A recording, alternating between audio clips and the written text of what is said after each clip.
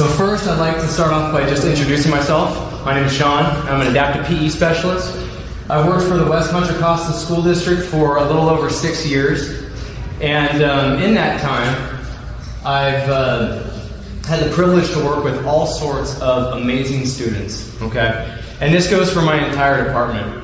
Because for our district, not only do we interact and work directly with the students that are on our caseload, but we work with every single student that has a disability that is enrolled in a special day class. So at a minimum, once a week, they have an A.P.E specialist that works directly with their teacher and with them once a week. All right, so we've combined, had a lot of great opportunities with our students.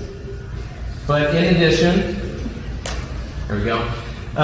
We live in the Bay Area, and in the Bay Area we have a ton of awesome opportunities. And this is just for individuals with disabilities. My department, last year, we got to take part in a wheelchair practice, or a wheelchair basketball practice. These are the Golden State Warriors, and they actually won the state championship last year. And we got work for an entire hour and a half, and I had blisters for a week. But we got a lot of great opportunities for individuals with disabilities in the Bay Area. And just in Northern California in general, we have Lake Tahoe, and I had the opportunity to be part of a program titled Achieve Tahoe. And this is a year-round program, and I was a snow ski instructor for 3 seasons, and I was a water ski instructor for 1 season. So, in general, the Bay Area, we've got a lot of opportunities for our students. But overall, in the past 6 years, the craziest thing that's happened to me was the birth of my baby boy. This is Cade. He's a year and like 4 months now, and that's my beautiful wife, Stephanie. But if you see any typos or issues with my PowerPoint, you can blame him, because it has been a little bit tough with a 1-year-old to prepare for something like this. But with the bold title of Ensuring PE Programs for All Students with Disabilities, I felt that an agenda would be helpful so all of you can see the overall flow of my presentation. We will be jumping around quite a bit, but notice the acronym S.D.P.E. is going to be referenced throughout the entire presentation. This is the Specially Designed Physical Education Program, and it was the key for my department that truly opened the door, not just for some students with disabilities in our district, but for all students with disabilities in our district. At the end of this agenda, you can see that we have a breakout session.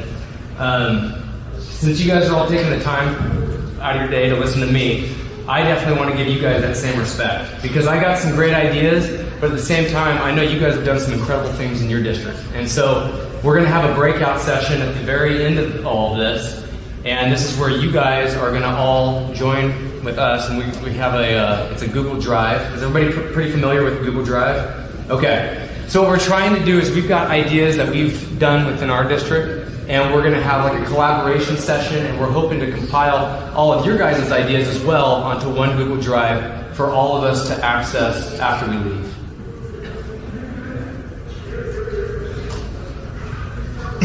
But before moving on, if you have a phone handy, this is related to that breakout session, please take a picture of this slide and enter the URL when you get a chance. So if you guys have a phone handy, go ahead and hold it up, take a picture. What you're going to do is this is your ticket into this collaboration. So let's say you don't make it to the end of my presentation, at least you can use this URL, and whoever's here at the end of my presentation, we're going to have a Google Drive folder readily accessible for all of you. And it's going to be just ideas from myself and from everybody attending.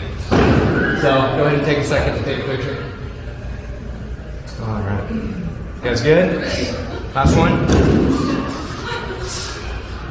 Great. Okay, so to better gauge my audience in regards to specially designed PE, I want to do a little experiment that requires all of your participation. So, please raise your hand if your district currently offers specially designed physical education. Okay, nice. So keep that hand raised if you've been running that program for over 3 years, or for close to 3 years. For district, or we are running it? the district is running it. The district has offered specially designed PE for at least 3 years, okay? So everybody look around. We've dropped considerably. I think there's just 3 of us left, okay? Now keep your hand raised. Special design has been in your district for over 3 years, for 4 to 6 years. Okay, 2, kinda. This is not what my district calls it, but what I think they're doing. Okay, sounds good. And then how about 7 years or more? Okay, kind of, 1. All right. So as you guys can see, we didn't see too many hands, and definitely after 4 years, we weren't seeing many programs at all. And to be honest, specially designed physical education was a foreign term for my entire department. We had no idea or concept of what specially designed physical education was literally 3 years ago. So this is brand new to us, and it's brand new to a lot of adaptive PE teachers. So knowing that all districts function differently, especially from state to state, I'm not by any means up here to tell you what you should be doing. I'm just here to start the conversations. So this is a quote that I came up with when I first started teaching, and it is something that I often reflect each year. This is also something that I am sure will hit home for most of you as well. So, I've worked hard to acquire the knowledge and experience that I currently have today. I admit that I will never have all the answers, but every day I will do my very best to provide the students in my district with the educational experiences that they deserve. So with that said, I can tell all of you right now, I can guarantee you that I am not the most educated in the room, most articulate, intelligent, and I definitely do not have the most A.P.E experience in the room. But what I can tell you that I have on every single one of you is the fact that I have the coolest PowerPoint transitions in the room. You guys ready for this one?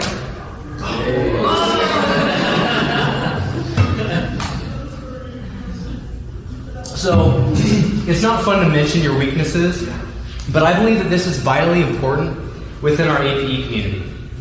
If we reflect any teacher preparation program, and again, these are these programs that last 2 years, training new teachers to hopefully stay in the field.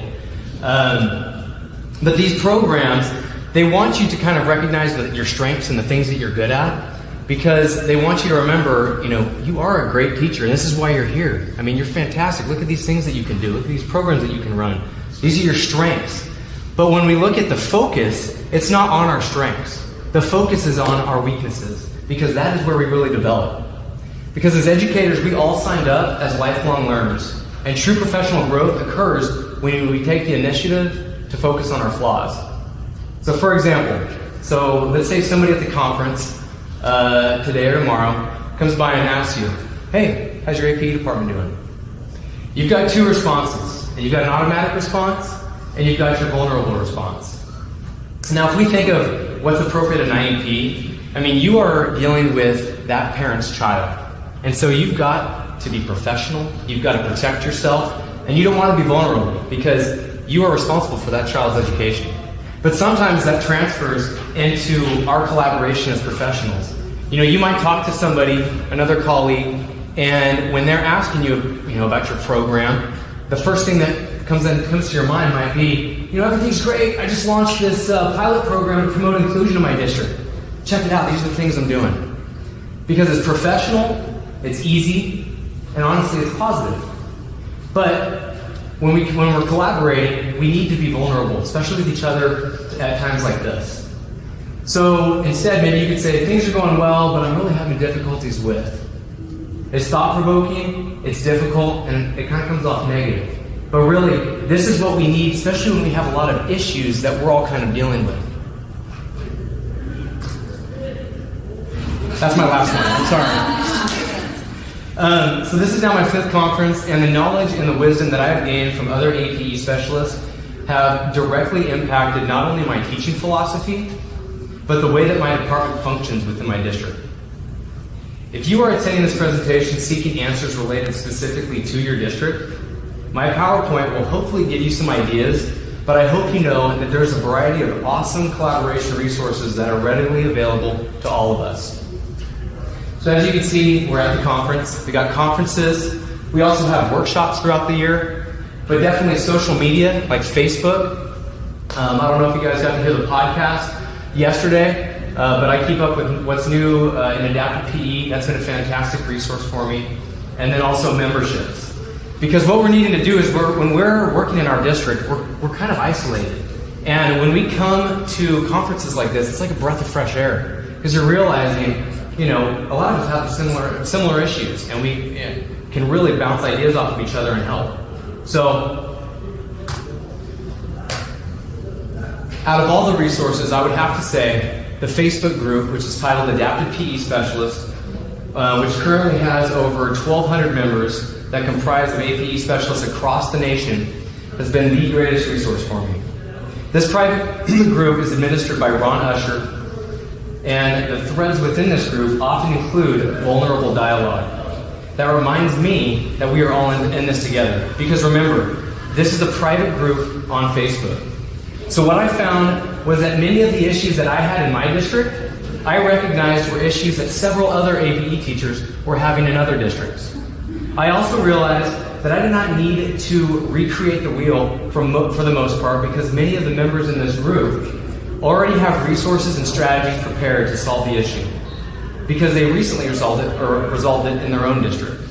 So as you guys can see, I'm going to talk about this gray area later in the presentation, but I call the gray area anything that's within adapted PE that, if we look not just from state to state, but from district to district, it's a little bit different. And in terms of programming, and this even affects our job title. I was honestly going to come here today and let you guys all know, hey, the most accurate description of our job title is Adapted PE Specialist. And that was wrong. I just talked to Marcy Pope, which is one of my... she will eat me alive. And luckily, but this is a perfect example, because we have our group is titled Adapted PE Specialist. And so, it doesn't seem like a big deal, but in the broad scheme of things, it is, because this is affecting, transparency among what we do. And as you can kind of see, the question was, what is the title at your district? A.P.E Specialist, A.P.E Teacher, A.P.E Professional. Thanks in advance. So we look at the first four responses. We've got Specialist, Teacher, Adaptive PE Teacher, and then they get blown up. This is a pet peeve. It's adapted, not adaptive. And I know this is something that we all struggle with. I mean, in our department, we're still recognized as the adaptive PE department, and I've gone to the HR director trying to fix this. Who knows how many years it's going to take to fix that, okay? And then right under that, we have Specially Designed PE Teacher. So if you think about it from an administrative perspective, we don't even have our job title really figured out. And so what can we do to make sure that we all are using the same title? And these collaboration resources that I talked about, this is the key. And if you guys haven't already, check out those podcasts. Join this group if you've ever got a chance. So in addition to collaborating with other A.P.E teachers, we should always be on the lookout for new peer-reviewed research to support our claims, especially knowing that we are all in the midst of the iPad generation, which I personally believe is inhibiting many students, even generally, from initiating play and organizing games out in the schoolyard. So it's evident that PE is becoming a priority for our country. In recent years, many states have mandated minutes. In my district, there are several schools that currently require all gen ed elementary teachers to document the activities to show proof that their teachers are actually teaching and meeting the state required minutes.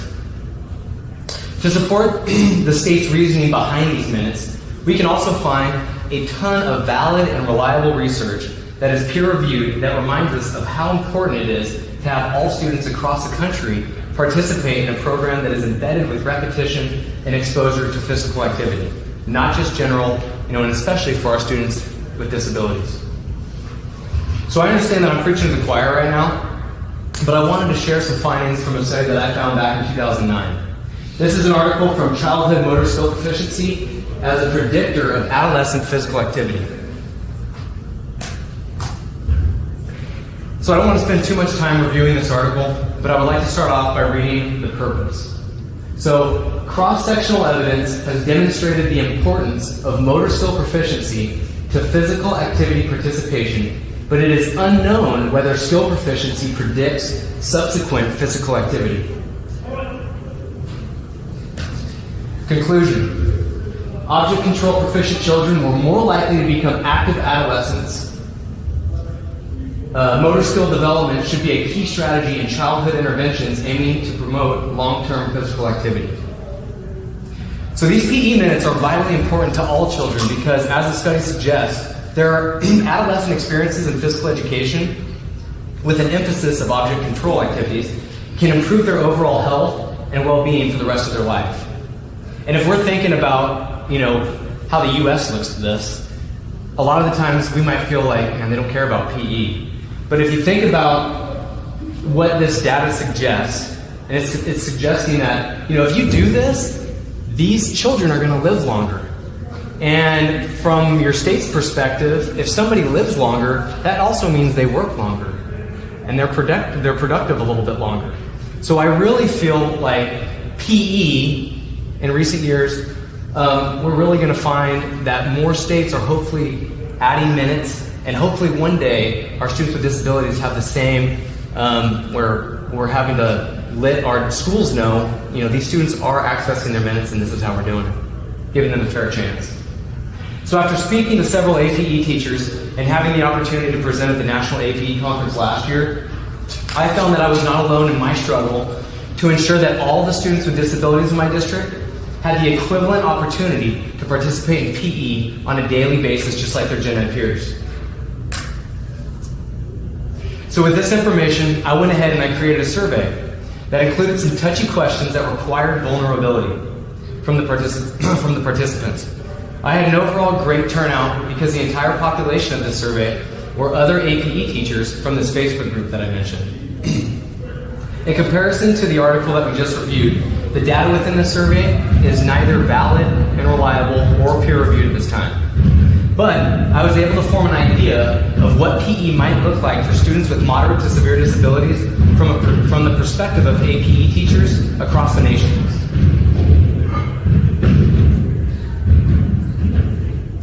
And we can begin to understand the benefits of special design PE and get some informative data that represents 24 out of 50 states. So the first question is pretty easy. What state do you reside in? In 2017, I received a total of 69 responses. In 2018, I received a total of 46 responses. And as you can see, majority of the AP teachers, I'm going to say teachers and specialists a lot, sorry, that completed this survey were from California.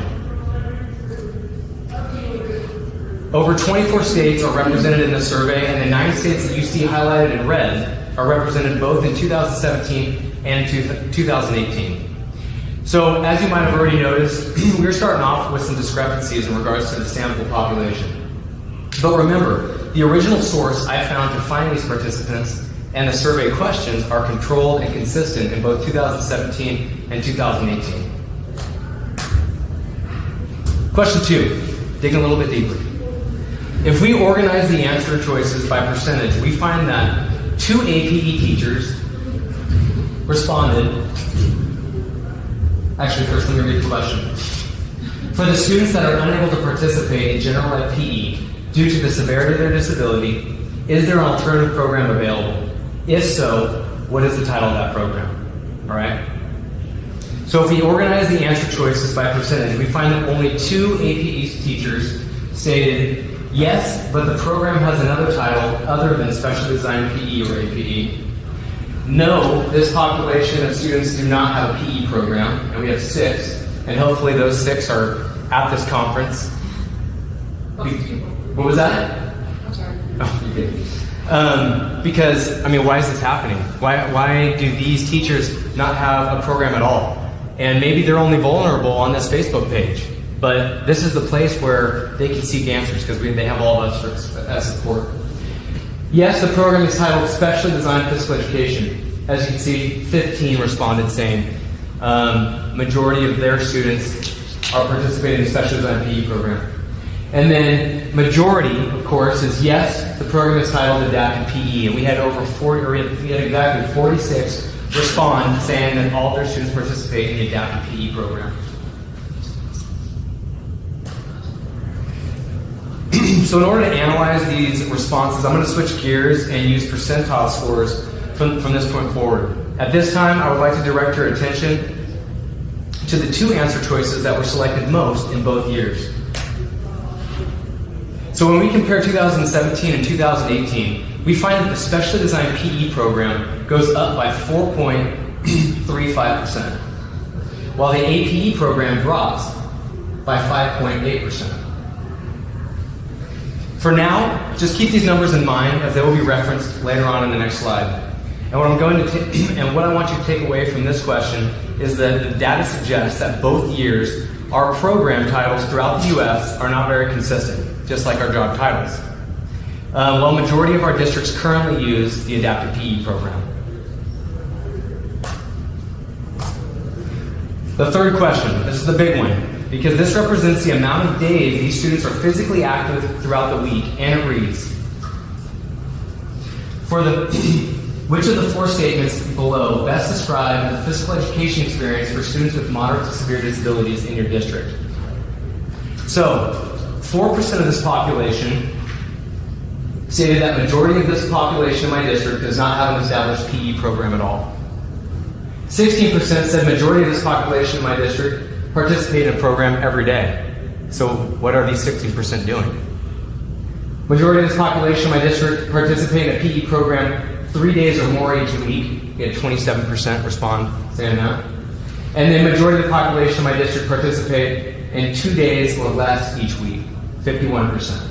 So again, by percentage, we've got a nice little,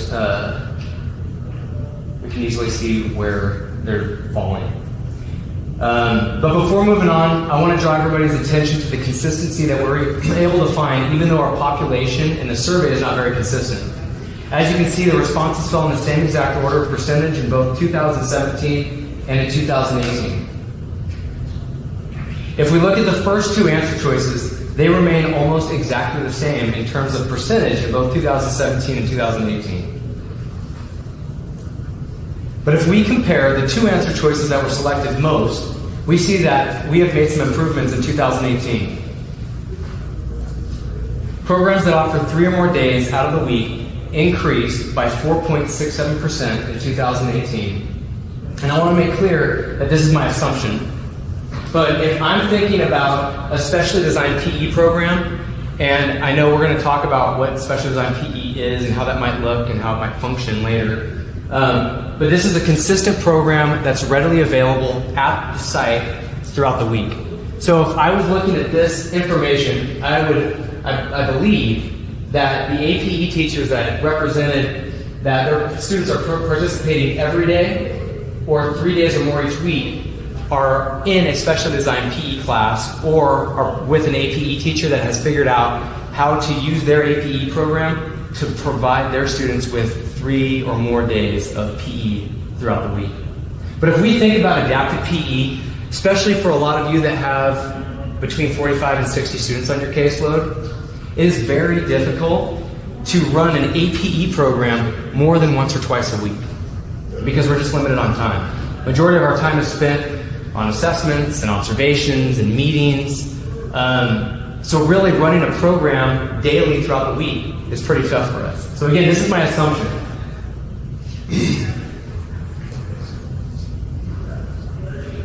Now, if we look at the answer choice that was selected by majority of the population in both 2017 and 2018, we find that this 2 days or less program drops by 5.8%. So regardless of my interpretation, sorry about that. Both of these percentile changes are oddly close to the numbers that we got in question 2. Remembering that the specially designed PE program went up by 4.35% and the A.P.E dropped by 5.8%. I would like to make the following correlation. If districts begin to recognize the specially designed PE program as the primary source for physical education for students with moderate to severe disabilities, we will find that these students have more opportunity to participate in physical education throughout the week, which leads me to my main theory on specially designed PE. So over the last 6 years, my department has made significant efforts to implement special designed PE programs within the West Contra Costa School District. After my experiences speaking to other A.P.E specialists and analyzing the results of this Facebook survey, I developed the following theory. When students have access to specially designed PE, there is more opportunity for them to participate in physical activities that are equivalent in terms of quantity as their gen ed peers, and as a result, the public agency will find it easier to meet the requirements found in section 300.108 of physical education. And so what we have here is a dance, because I know at the podcast, if you attended that, what we're all trying to assure is quality. And that's what we're able to do with our adaptive PE programs. It's tough for us to meet the quantity of minutes that these students deserve. You know, if there's an elementary student with a disability in California, they deserve 200 minutes. So we can ensure quality when we give them adaptive PE support. But what we're losing is our quantity due to the lack of time that we have. So if you're at the point where you are spending the majority of your month on paperwork and attending IEP meetings, knowing that your caseload is now approaching 60, and still most of the students with disabilities in your district are not getting the minutes that they deserve, I would assume that your A.P.E department needs to make some adjustments because you are becoming more of a program and less of a service to your district. IDEA was established to protect things like this from happening, because I know all of you out there are constantly doing your best to provide your students with quality physical education experiences. But you are unfortunately limited on time, like we talked about. Ensuring that students with disabilities have equal opportunity to participate in PE should not land on the shoulders of the adaptive PE department, but the district. In order to make this happen, your district needs to be aware of what is written in IDEA, and the A.P.E department needs to begin figuring out how special design PE will work. Because that is the district's cost-efficient solution to avoiding a potential lawsuit down the road. As some of you guys might know, California is really hitting our minutes hard, and I don't know if this is the reason why West Contra Costa is now enforcing their gen ed teachers to meet their minutes, but there were lawsuits on the gen ed side that are really pushing these gen ed teachers, man, I gotta make my minutes. Luckily, we haven't had any lawsuits yet for special ed, but if we can show our SELPA directors this and let them know, hey, we need to become proactive as a district, because to be honest, I'm working with our students twice a week. I'm the only alternative PE program in terms of general ed PE, and these students are not getting the minutes they deserve. And this shows in the law what they're supposed to get. So I hope you guys are all familiar with section 300.108 of physical education. But it reads, the state must ensure that the public agencies in the state comply with the following. And again, public agencies. It's not saying the adaptive PE department. Public agencies is in the district or the county, wherever you're working. Physical education services, specially designed, if necessary, must be made available to every student with a disability receiving FAPE, unless the public agency enrolls children without disabilities and does not provide physical education to children without disabilities in the same grades. Part B, regular physical education. Each child with a disability must be afforded the opportunity to participate in the regular physical education program available to non-disabled children. So what we need to take from this is, regardless if you're from California or whatever state, maybe you don't have mandated PE minutes in your state. If your school offers the gen ed population PE, however many minutes those students participate in PE, those students with disabilities on that same campus, by law, should be offered the same exact amount of minutes. Luckily, and also just to explain part B, regular physical education, every student must be afforded. So when you have a student, no matter how severe their disability is, when they come into the district, they should be afforded the opportunity to participate in general ed PE. And as you know, that doesn't necessarily happen all the time. And in California, we've got our state mandated minutes, and they're pretty clear. For elementary, we've got 200 minutes every 10 days, and for secondary, we have 400 minutes. So the average elementary class will probably participate in 20 minutes of daily PE. And if you go to any California high school or middle school, you'll probably see them participating in a 40-minute general ed PE course. So hopefully most of you out there live in a state that currently has adaptive PE guidelines established. Luckily in California, we have ours. On page 37, we have a brief description of the PE programs available to students with disabilities in California. So when a student with a disability enters the district, their least restrictive environment would be identified in this order. They're afforded general A.P.E, and then if they're having issues, the IEP team can then move them into the specially designed setting. If that's not working out, we've got the adapted PE program to support them as the third resource for support. Okay? Gets complicated. So when a student, but as you know, most districts do not run the special designed PE model. And to be honest, I can see why from an administrator's perspective. So let's read the current description of the special designed PE program. So physical education programming for a special education class that requires minimal or limited adaptations, accommodations, or modifications, and is taught who normally teaches physical education for that population.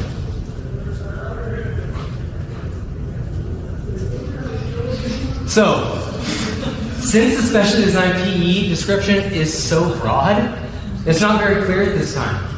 And it is very difficult for a school district to figure out how the program would logistically function within the district. So instead, the specially designed PE program is completely overlooked because it makes more sense to recognize A.P.E as the only alternative source to physical education.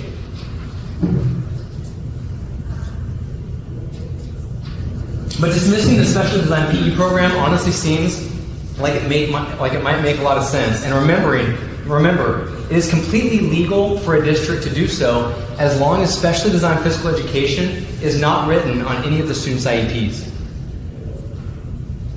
So the problem is, it cuts 1/3 of the overall opportunities for students with disabilities to participate in physical education programs that should be readily available at their site.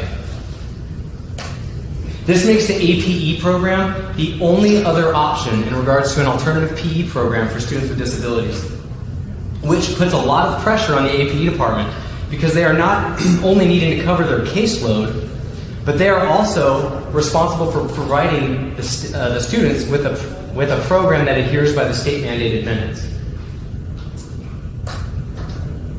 So after collaborating with our SELPA director, my department was able to bring the special designed PE model to life. And this was about 3 years ago.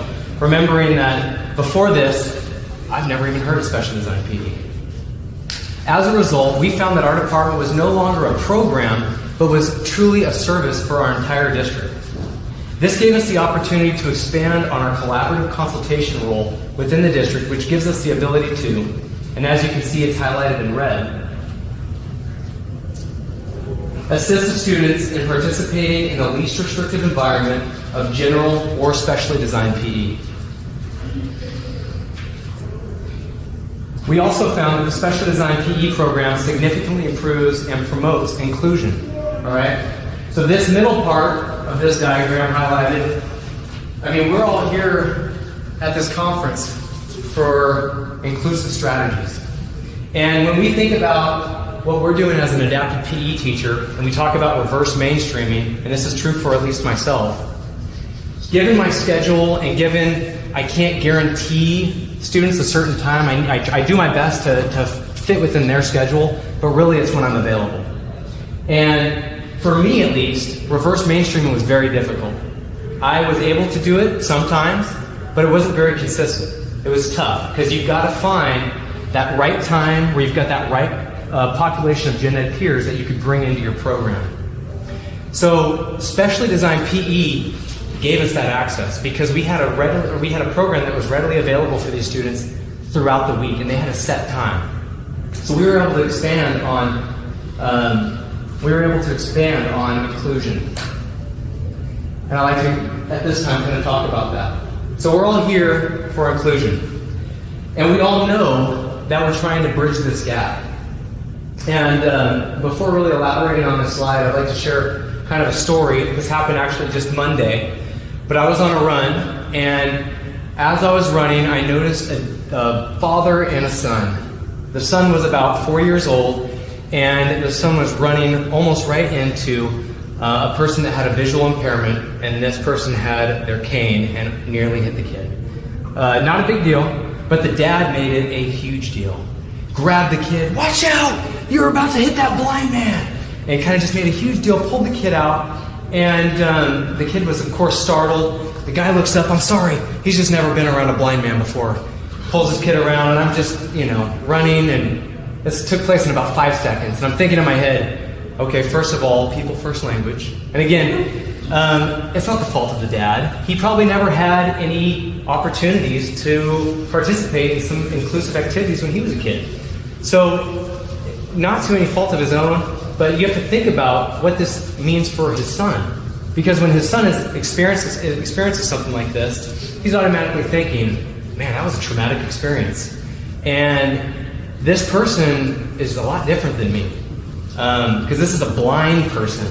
This is somebody that I don't know if I can even really relate to. I mean, that situation was so quick, I needed to be pulled from it. I don't know if I could interact with a blind person in the future because I'm kind of worried about it. And if we think about the students that are in our districts and the gen ed population, it's not the fact that they do not want to interact with our special population because they don't like these kids. It's the fact that they don't know how. And a lot of them, like this 4-year-old, have kind of grown up, and as educators, we're in that position to show them, hey, these guys are awesome, and it's easy to talk to them, but we got to figure out how to bridge this gap. And so for West Contra Costa, we always try to promote inclusion, but the greatest resource that we've had has been Special Olympics. Can I get a raise of hands of how many people currently have Special Olympics in the house? We have a couple? Awesome, nice. So this has been huge for us because we have unified peers from the gen ed population that are not only training their students, but they're preparing them for their incredible unified event. But if we think about sports, we also have a great opportunity within physical education, and this is to promote inclusion. Because if we're going to talk about inclusion, and I might be biased because I'm in physical education, the greatest source of inclusion, I believe, is sports. Because if we think about this, if we have a gap, we're not going to try to find a subject that both populations don't necessarily like. Like, hey, let's get a math club going, and you can support the student with special needs on their math homework. And I know we've got a lot of creative solutions that we're all coming up with, but I really feel like if we're going to bridge this gap, we've got to find common interests that not only the gen ed students enjoy, but our students with special needs enjoy. Because if we reflect students with disability, for a majority of them, gross motor is their strength. And so when they're participating with their unified peer, there's a good chance that your student with a disability has a better three-point shot than that person. And that is really a wake-up call for a lot of these students that are like, man, this is actually pretty fun. And a lot of these students are actually better than me when it comes to sports. And so it's huge that we try to do whatever we can as adaptive PE teachers to do anything we can to promote inclusion within our school site. Because what it comes down to, Special Olympics or figuring out inclusive strategies in physical education, the adaptive PE teachers and the adaptive PE department, we are the primary resource because we've got the most knowledge, I feel like at least, and skill set to make these kind of opportunities happen. So I've been trying to figure out the PE thing for a while, and since we have special design rocking right now, we're able to make this happen. Last year, and this is also because our special design PE programs are struggling, and we're going to talk about that a little bit later, because these SDC teachers are needing a lot of help to run their special design PE program. So in efforts to support these teachers, I came up with an idea, and I pitched it to myself, a director, at the end of last year, and I said, hey, when it comes down to these teachers running these special design PE programs, we're not getting a lot of buy-in from our paraprofessionals. And as you guys know, that's another topic. Lack of pay, lack of support. And I don't know if we're going to get that fixed or when we're going to get that fixed, but we got to start coming up with some solutions right now. And so the idea that I had was an inclusive program that directly supports specially designed physical education. So the idea that I had was, I'm going to find a specially designed program that's struggling, teachers needing some help, and I've got a consistent program to work with. Because every day from 10 to 10:30, this special design program is happening. So the idea was, I'm going to pull students from the general ed setting, and I'm going to have these students work and support this special design program.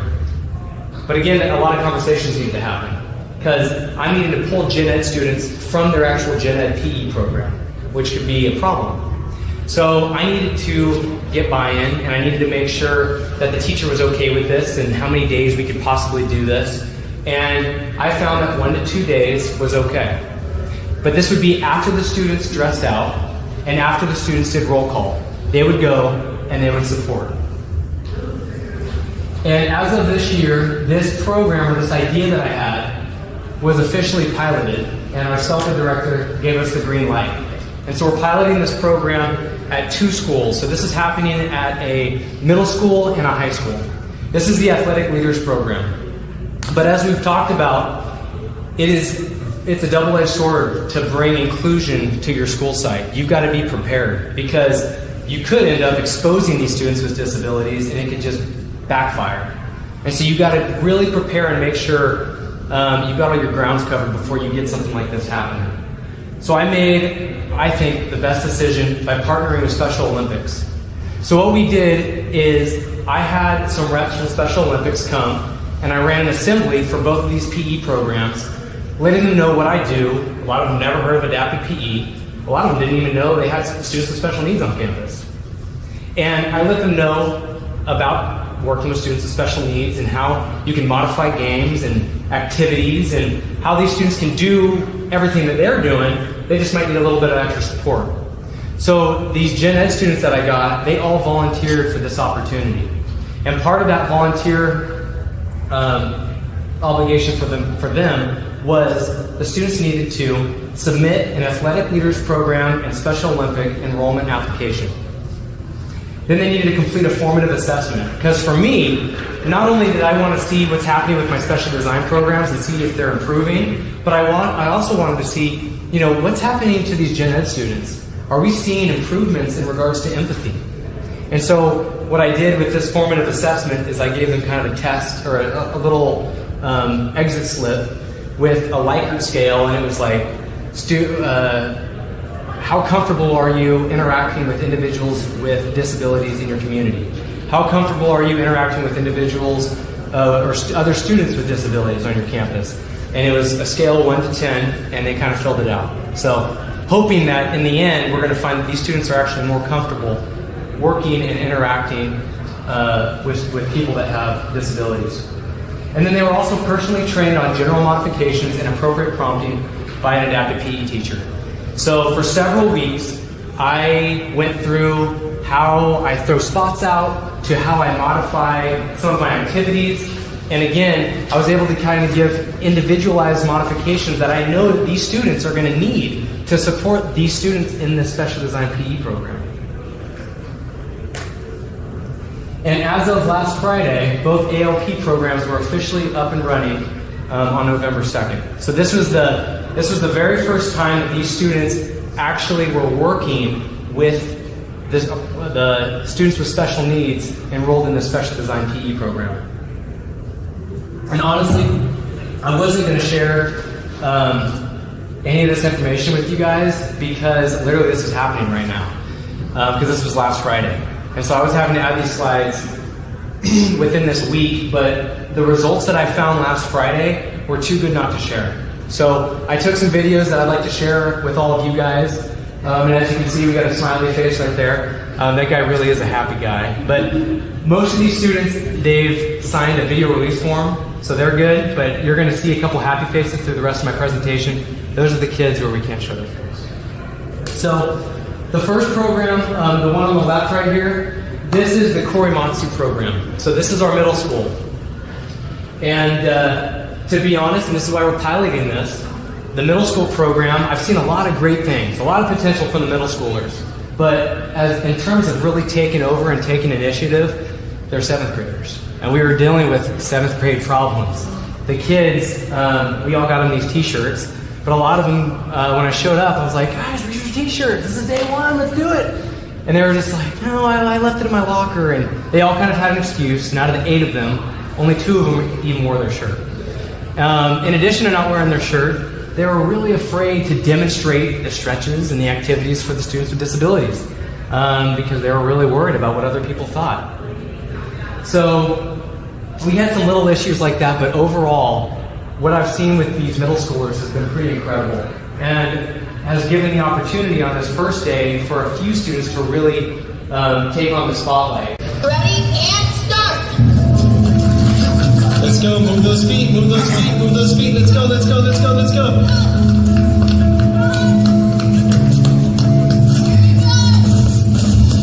And this was like your first time, I think, ever kind of running the warm-up. And would you say you ran probably like more than half the warm-up? How do you think it went? Well, I looked pretty good. Yeah. It was great actually. They were all very motivated. So I was like trying to sound like a friend, super excited and like totally down to do this, and then they would all like do what I'm doing, and they would be really excited. Nice. So I think that motivation gets the students to do their PE, and I think that it's a great program. Awesome. Well, Gilbert, thank you so much for being involved in the Athletic Leaders Program, and you did an awesome job today. Great job. All right, so that was Gilbert. Awesome kid. And again, this is day one. We're going to see where this goes. Hopefully, Gilbert can motivate these other students to really take the initiative to help him really lead this program. But already seeing a lot of buy-in from that special design PE class, because again, all of these students are directly supporting this teacher in running PE daily. High school. This program, a lot different. I saw, all of these students, they totally bought in, and I was blown away by how involved all of these high school students were. And these were all freshmen in high school. I had all of them leading the warm-up. But I do need to tell you guys at this time too, they kind of had a little bit more buy-in. Because I wasn't able to offer this for our middle schoolers, but for our high school population, I talked to our lead counselor for the district, and I let them know about what we're doing and what I'm trying to do. And she gave me the approval to use this opportunity to count towards their service minutes that they need for community service. So they need 20 hours to graduate. And so what this program is doing is, when they do their 20 hours, this can meet that requirement for them. So a lot of students didn't take this opportunity because of that, but I know a few did. And I got another video for the high school program. My brother will lead us in our ritual. Here we go, listen up.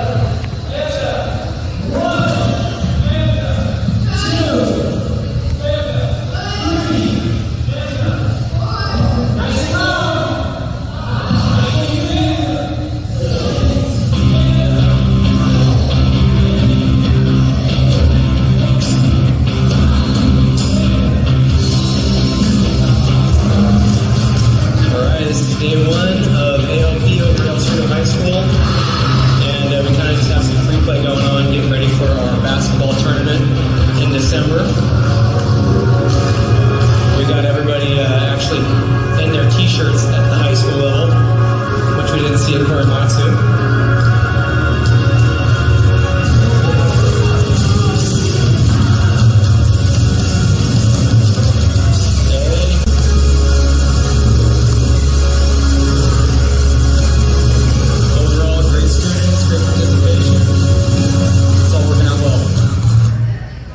So again, remembering our entire department, we support special design PE once a week with every single SDC class in our district. But for at least myself, to be honest, I never had this many students physically active and engaged at the same time while interacting with their peers. So it was great to see this last Friday, and honestly, this just happened a few hours ago because I was supposed to be there. And typically, for a lot of my teachers, they'll tell me that they're running special design PE when I'm not there, but I can't guarantee that. But now with A.P.E, they have that support. And all of my teachers, both at this middle school and high school, their special design program is happening today without me because they've got the support. So this program is directly supporting special design PE. And it's a cost-efficient strategy, which is a key word for a lot of our administrators. But in addition to supporting specially designed PE, this program also develops empathy. And so part of the application for these students, like I talked about before, they filled out this application. On the back side of it, in order for them to volunteer, they need to answer these 2 questions. Please share why you are interested in being part of the Athletic Leaders Program. And as you can see, the student says, this is one of the freshmen, I'm super busy after school and I'd like to get all my service hours in. It also seems like a good experience and it'll teach me how to treat disabled kids. I've always been awkward or avoided disabled kids because I don't know how to act. This will help me break down this barrier. What does a truly inclusive school look like for you? In what ways can students work to include all students on campus? A truly inclusive school would have no one sitting by themselves. Everyone should be free to talk to other people without being judged. It'll take a lot of time to get there because we all have a judgmental and mean side, but everyone can at least try. So pretty awesome to see it. And this is also for me, man, I love this this community service opportunity because this is actually drawing in the kids that I really want. These are the students that wouldn't typically participate with students with disabilities, but they kind of have an incentive. And so, again, I'm excited to see the growth for this individual student throughout this program. Inclusive school climate. So we've got improving special design PE, we've got direct support, and then we've got individualized, we're really hitting each of these students and developing their empathy. But then we've got one more factor. What we have is inclusive school, we're able to promote an inclusive school climate. And this is something that we're always having a tough time being able to do. But since we partner with Special Olympics and because of these students filled out this application, they are in the Special Olympic database and they have, and the Special Olympics has all of these students' contact information.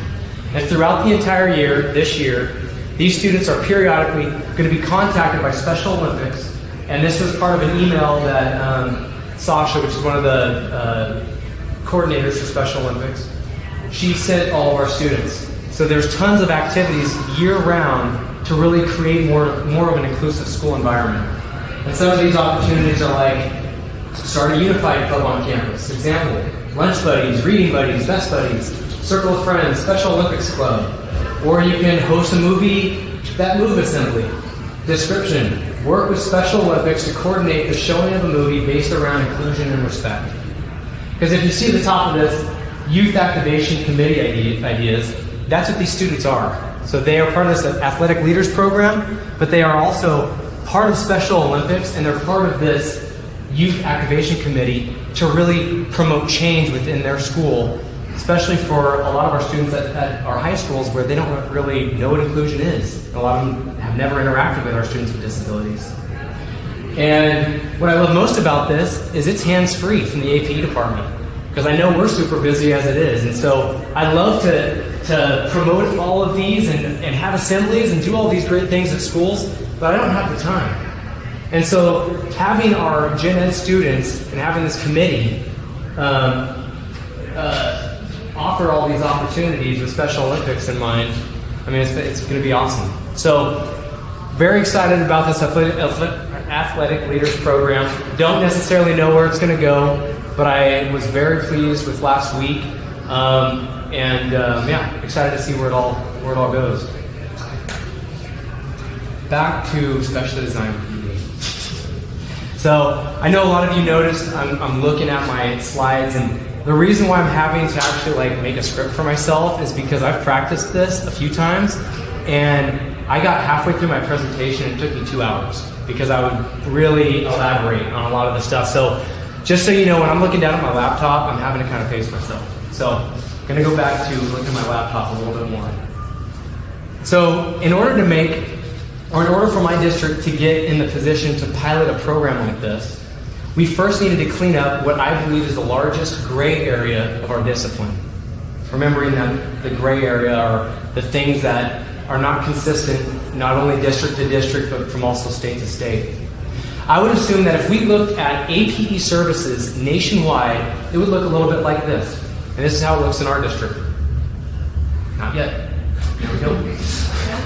So, if we're looking at adapted PE services, for the most part, we're involved in primary and secondary, and we offer our consultation services, and we've got direct pull out, push in, etc. But we find majority of our services within this gray area. But I believe as an A.P.E community, majority of our services within this gray area, the reason why this area is gray is because we're all a part of it, but we all do it very differently. So let me explain. We talked about we talked about job titles in the past. Now we're talking about program titles. So if we look, not just nationwide, but if we look at just California, and we're looking at titles for programs, you're going to see majority of districts, most of their students are participating in the adapted PE program. But then you're also going to see a lot of districts that are starting, and this is recent for most of us within the past couple years, the Specially Designed PE program. But then you also have inclusive PE and modified PE and unified PE, and I've heard all sorts of crazy names. But in the end, all of these programs are incredible because what they do is they ensure PE for all students with disabilities on campus. And we're just really doing our best. But something I wanted to clarify. When a student is participating in the adapted physical education program, in order for a student to participate in the A.P.E program, that student has to have services. So if you have an adapted PE program, all students in that program have to have adapted PE services.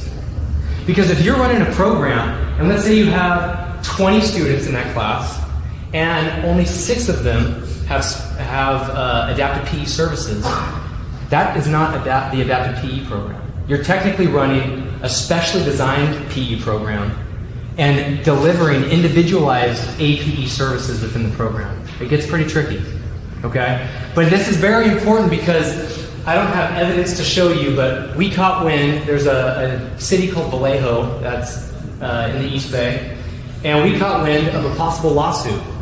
So we had there was at an IEP, and this was an A.P.E teacher that was running the adapted PE program for kind of the same scenario. That person had 15 to 20 students with disabilities participating in the A.P.E program, but only a select few were actually getting services. But they all recognized their PE program as A.P.E.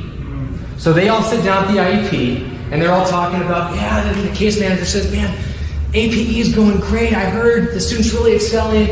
And then the parent says, wait, hold on. Did you just say A.P.E? Because I never agreed on an A.P.E referral. Why is my child participating in an A.P.E program if they are not receiving adapted PE services? And that, again, I don't know what happened, but I heard it was going to possibly be a lawsuit, and this was just over the program title. So we got to be very careful on the way we title our programs. And if you're using the adapted PE program, really clarify it's either specially designed PE with A.P.E support, or it's the adapted PE program and all students are receiving services, and that's also where they're getting their minutes. So we got to really clarify. Because if we think about specially designed PE, it's broad and not very clear, but it's basically a program that is embedded with modifications. It also includes age-appropriate warm-ups and games, and it's led by a credentialed educator who has the ability to adapt and modify physical activities. And in the end, what this program is this is a secured source of weekly physical activity for the students that are unable to mainstream into general PE due to the severity of their disability.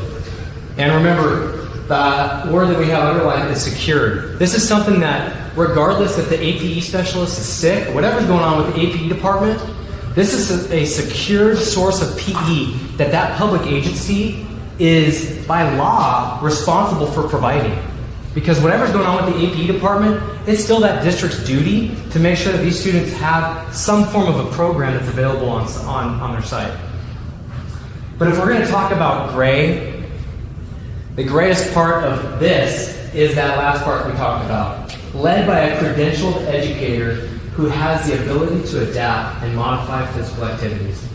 And this is the trickiest part about special design PE, and this is probably why a lot of you have a bad taste in your mouth when it comes to special design PE. Because special design PE can be led by an SDC teacher that has little to no training, and this SDC teacher probably hates sports. You never know. I don't know. But this person is able to run this program. So if we're thinking about best practice, the colors didn't really work out. I created a special design PE program pyramid, all right? And we're looking at best practice. So if the colors were working out, it would go from gold to silver to bronze. So if we're thinking about the gold standard program, we would have to have a special design PE program that's instructed by someone that has an A.P.E authorization. Next best program. A special design PE program instructed by a teacher with a clear teaching credential in physical education. That'd be great. And then the bronze. And again, this is the kind of the baseline. You got to at least have this because this is what the law states. Special design PE is instructed by a credentialed special day class teacher or a credentialed teacher that has experience working with individuals with disabilities in a physical education setting. And just so you guys know, for the West Contra Costa School District, we were going for gold. Do you have a question? Well, how many special days teachers actually have experience in working with children? Exactly. In a physical education. And same goes with our paraprofessionals. How many of these paraprofessionals are adequately trained to work with students? And this is where we're having to do a dance, because if we are running our adaptive PE program, we are ensuring quality, which we cannot ensure with special design PE. But the thing that's great about special design PE is that we can ensure quantity, because this is, again, something that is happening daily at that school site. And yeah, that person's going to need a heck of a lot of support, and especially the way it's set up right now. Yeah? So it's exactly the same in Gen Ed Elementary, because you have a multiple subject teacher who has next to no training in physical education, and they're required to teach PE if that district doesn't have PE specialists or elementary PE teachers, and they're supposed to log their minutes, and so they go out and have their kids walk the track, and they count that as their PE minutes. But they are a credentialed teacher, and they're properly credentialed, and they're supposed to be teaching PE to their students, but they don't have any training, they don't have any experience, and yet that's what the districts do because it's cheaper. Right. And So this is not good job security. for That's us, my concern. For us. okay, that's good, because I'm actually talking about that right now. Okay. Yes? I can top that one at our district. They have aides teaching elementary PE in all the schools with no credential, no background, no training. That's a lot of way to have. The classroom teacher, one teacher is out there, but she's credentialed, he's credentialed, sitting under the tree, letting that person to teach PE. And I sit there with my AP kid and I'm going, can I just teach this class? And I'm kind of doing the warm-up part with my AP kids to help, but it's mind-boggling. Yeah. Well, and the great thing for us, and I'm going to get to your question in a second, that was a great question.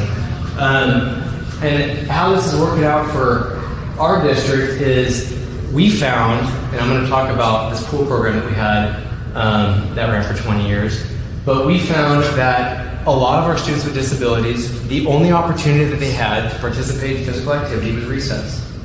So at least starting something, like having a special design PE program, even if that teacher just walks, I mean, that's at least something, which is better than nothing. They've got at least some sort of constant source of physical activity that hopefully the A.P.E department can kind of develop and build upon.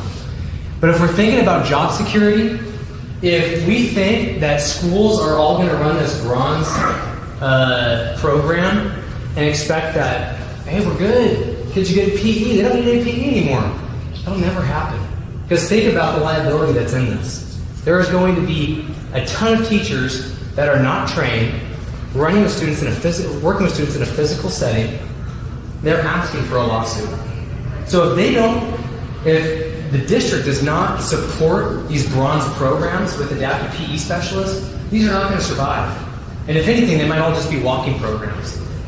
So when we talk about adaptive PE support, when we implement special design PE, I only see the trajectory for adaptive, or for the need for us, going up.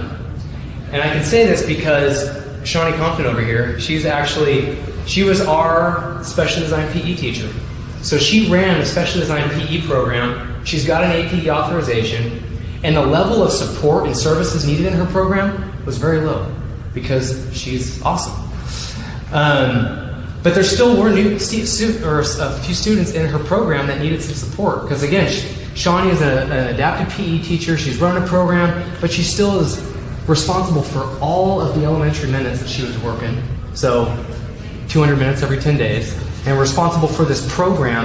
And even though she's highly qualified and meets all the qualifications that she's running a gold standard program, there are still some students in her class that were maybe neither safe or successful in the program, and we had 1 or 2 A.P.E referrals.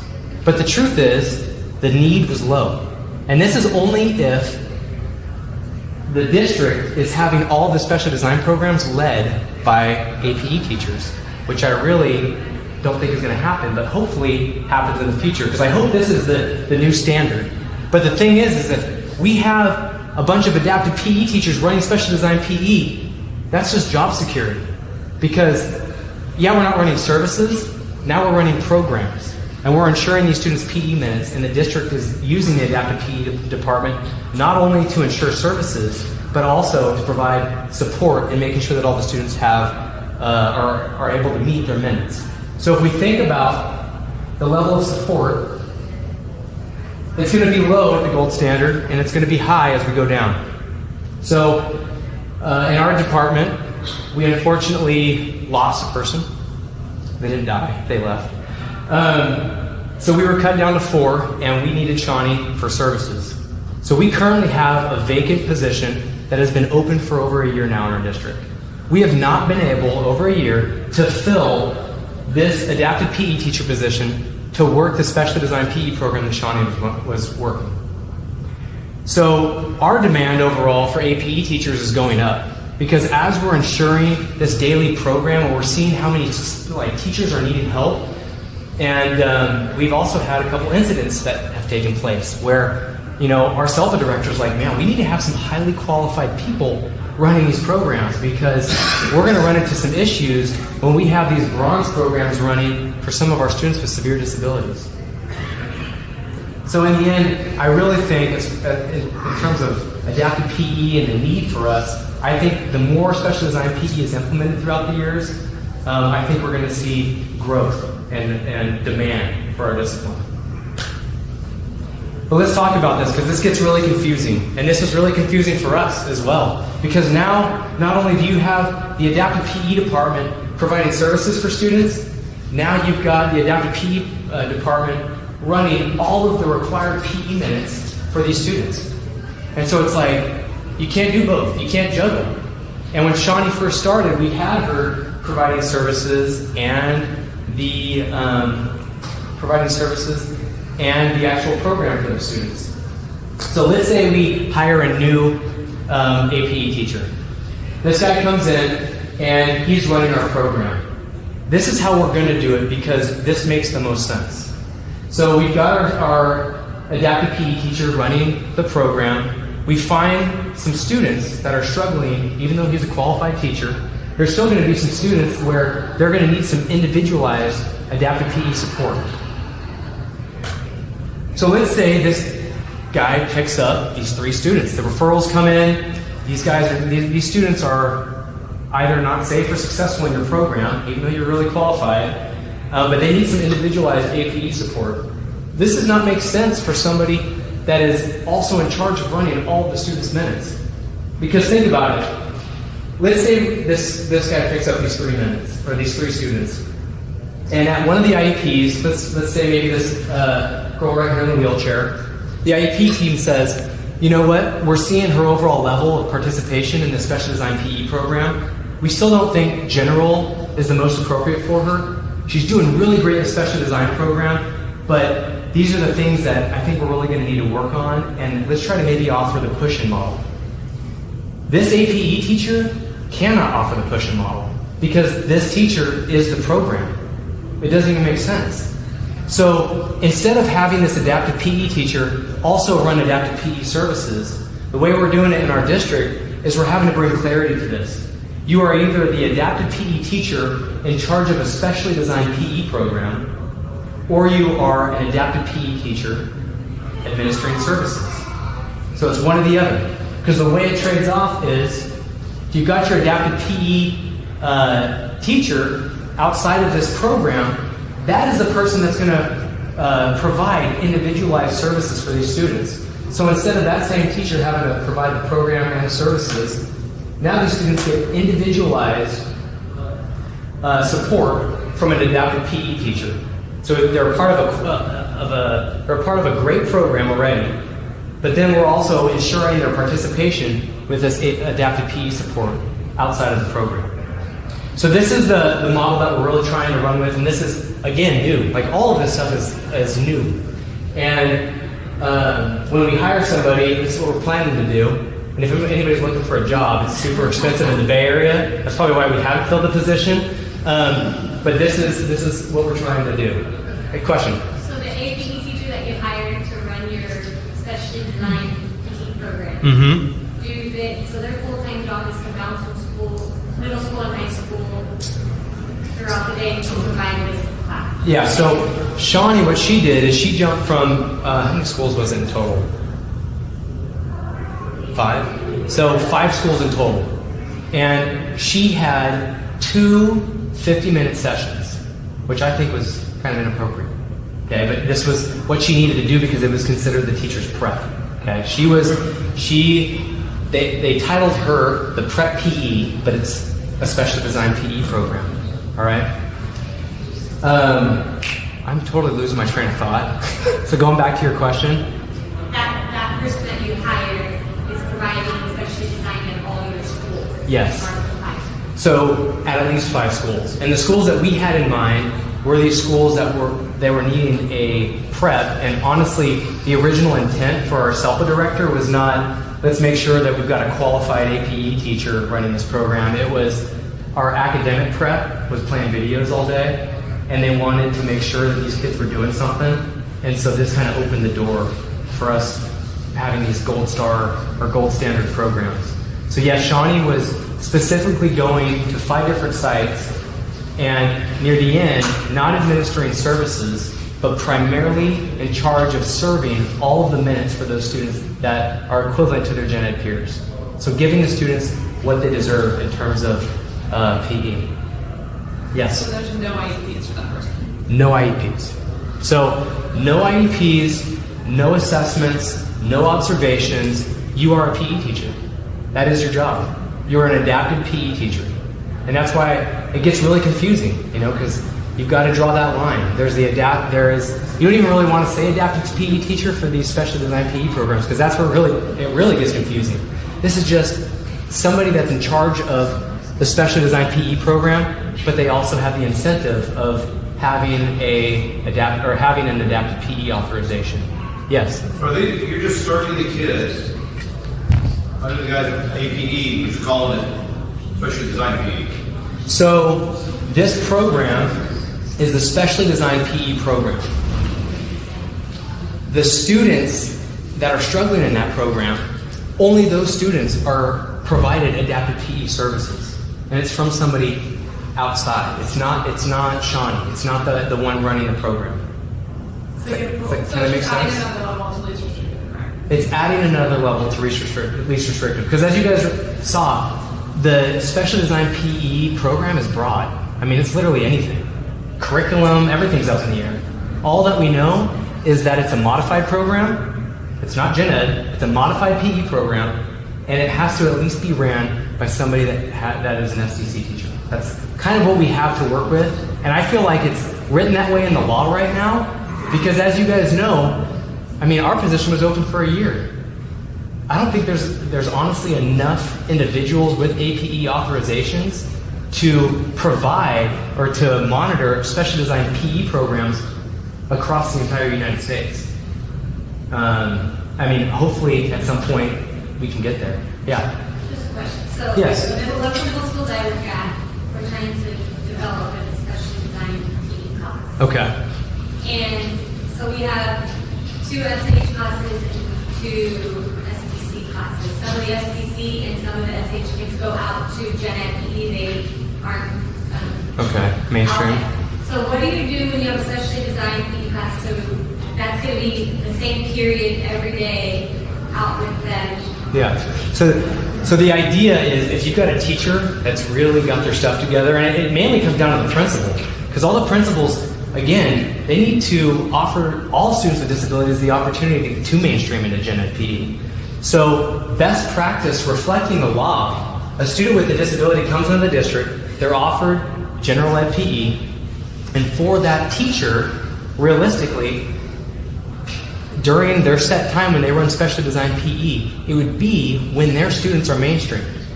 So let's say 5 or 6 of their students are mainstreamed into Gen Ed PE. For the rest of the students, the IEP team did not agree that Gen Ed is appropriate due to the severity of their disability. So those students are still entitled to program, even though they're not mainstreamed. And that daily program is specially designed PE. And that's kind of how that piece works. Yeah. Yeah, it's kind of like a missing link, between the jump from adaptive PE into general ed is sometimes a too far a leap for kids to make, whereas a special designed PE program is less restrictive than one-on-one or kids in a group or whatever it is. Yeah. So it's kind of like an intermediary step that's missing link. Right. And I don't know if you were here when I showed the APE guidelines, but it shows that smooth transition from general, specially designed, to the adaptive PE program if it's needed. I work for a county program. We have very, very severe kids, and I mean, a lot of our kids will not be successfully Right. included in the LSD program. Yeah. We've been developing and working on our special education program, Awesome. having great success with like almost like 100% participation for all the kids. I mean, we make it so that it is that way. Great. Well, and something I also wanted to add, I mean, the reason why we started talking about this, I had Marcy and Rebecca over from Chico. I asked them because right when I started in my district, we just closed this pool program that only pretty much supported students with orthopedic impairments that were severely disabled. When this pool program closed, we were on land working with these students, and I found year after year I was writing participation goals because I wasn't seeing any growth with these students. And I would hit Marcy up and I'd say, I don't get what I'm doing. Like, I know I went to Chico State to like learn how to work with these kids and stuff, but I feel like I feel like I can be more effective doing something else in my district. I feel like I'm just providing hand over hand for some of these students. And she said, yeah, because, technically, these students, if you're not finding measurable progress, I mean, the term that I use a lot is purposeful movement. If I'm in my goals, I'm offering data collection, and I'm able to actually tell the IEP team, we've worked on several goals, and I've never, in that time, seen any purposeful movement. As an adaptive PE specialist or adaptive PE teacher, what are you doing?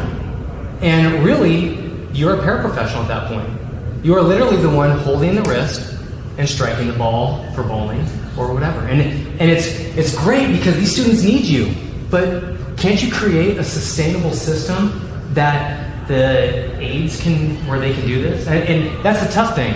We're currently in education where we're having to play pickup because we can't create sustainable systems because when we're not there, the aides don't work with the kids. And these kids sit all week. And so it's tough. But the specially designed PE concept really reminds these teachers, and we get admin support because it's clear, no, these students are participating in this program. And so that's how it worked out for these students. I ended up exiting them from A.P.E services because technically they were safe and successful within their specially designed PE program because I gave them the bowling ramp, the aides were trained on how to reach out and have that student strike a ball, But if there were some students that had purposeful movement where I can actually use my skills and knowledge to support this kid, those were the kids that I was really working with. So it kind of brought clarity to, man, what am I doing? You know, can I set up something to where these aides can do something with them? Because if you can train the aides and if you can create a system, these kids are physically active every day, not just when you show up as the only source of PE. Yes. I'm actually a little bit more confused. Okay, that's totally fine. What Expect I'm it. hearing is you're saying, what I was hearing is your district decided A.P.E. teachers were going to do the specially designed because their S.D.C. teachers needed a prep period. My district chooses to have the S.D.C. teachers from the specially designed, and they pay them an extra period. They don't get a prep period. They earn an extra $10,000 to $15,000 that I don't earn, and I work the full day. Okay. So I'm a little bit more confused, but am I understanding that correctly? Your district decided that A.P.E. teachers were going to run it because essentially those S.D.C. teachers needed a period off. Yeah, and not all SDC teachers. Select few had a prep, but a lot of our teachers don't have prep. So those teachers are still responsible for specially designed PE. And again, our district was trying to offer these specially designed programs A.P.E. support, but we can't. I mean, and that's why that job has been available in our district for over a year. It's up to, in our district, every SDC teacher is responsible for running their own specially designed PE program. And for those prep PE teachers, or for those prep classes that Shawnee used to serve, that teacher now takes an academic prep, but that teacher is still needing to provide those students with a PE program. So no matter if teachers have preps or if they don't have preps, all of our teachers are responsible for applying the law and offering their students a PE program. Yes? In reality, also, unless the SBC teacher has a background and is very athletic or just inclined that way, many just aren't inclined that way. So recess becomes specially designed PE, walking becomes specially designed PE. Exactly. That's not really PE. Yeah. So we need to, when you go in and the teachers are there, they actually can see how you're running the class. The aides can see how you're working with the students. And then what I'm hoping in my situation, because I don't have the time now to go to every class, so we don't have that yet. But I'm hoping that the teachers, the aides will learn and they'll kind of model what I'm doing in that class. Right. And I'm going to hold off. I can get one more question. Because I'm going to try to hold off on more questions near the end. Yes? Okay, so in terms of like IEP goals, Okay. so special design is not a related service, correct? Right. So since it's not a related service, is there an attached IEP goal for the students who receive those? No. That receive special design? No. Because, and that's what I'm going to, let me jump to the next slide because this will explain that for you. Okay, so similarities and differences. As we all know, we have got a ton of questions, and we've got to really draw the line, not only between the teachers and somebody that provides services and somebody that runs the program, but we have to really break down adapted PE services and specially designed physical education. Because if we think about it, there's similarities and there's differences, but we got to draw the line. So if we talk about similarities between the adapted PE, or between adapted PE services and specially designed physical education, the IEP team must agree on both specially designed PE and adapted PE. So it's similar in that sense.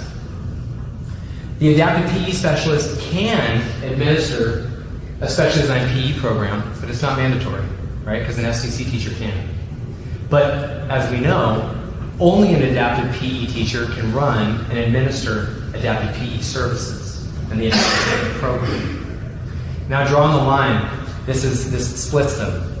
The specially designed physical education class, this is a program and this is not a service.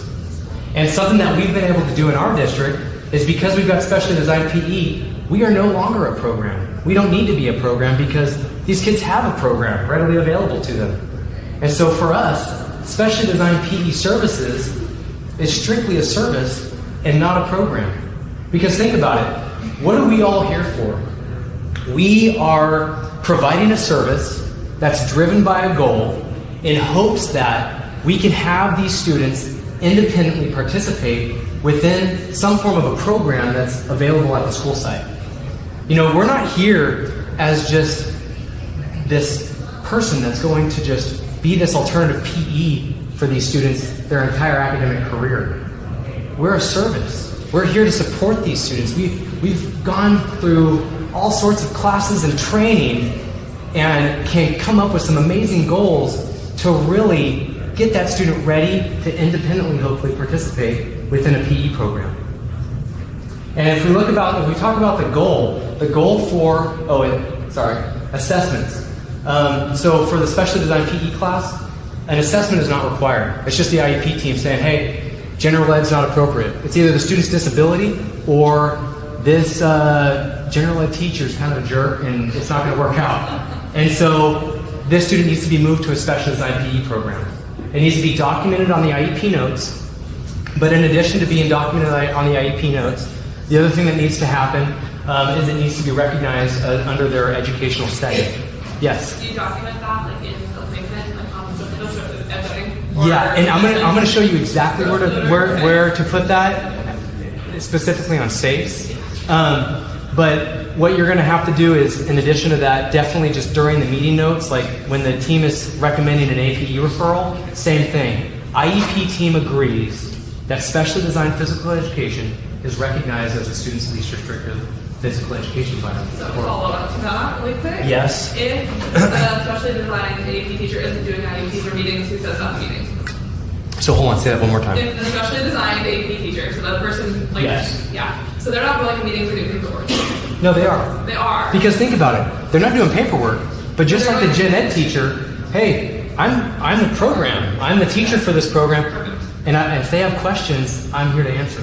Okay? Yes. There would be two APE teachers. No. There would be one specially designed PE teacher. No one's doing paperwork. Exactly. Do you get that? So there's two people at this meeting. One is the adapted PE teacher providing services. The other one is a specially designed PE teacher that happens to have an APE authorization. That's how that works. Yes.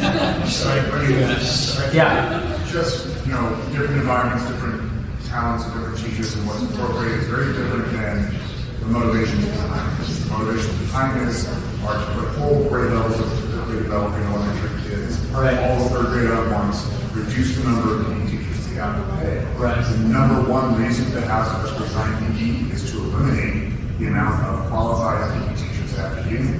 I think it's a wonderful idea for Ron's. We're working because we have a team of 3.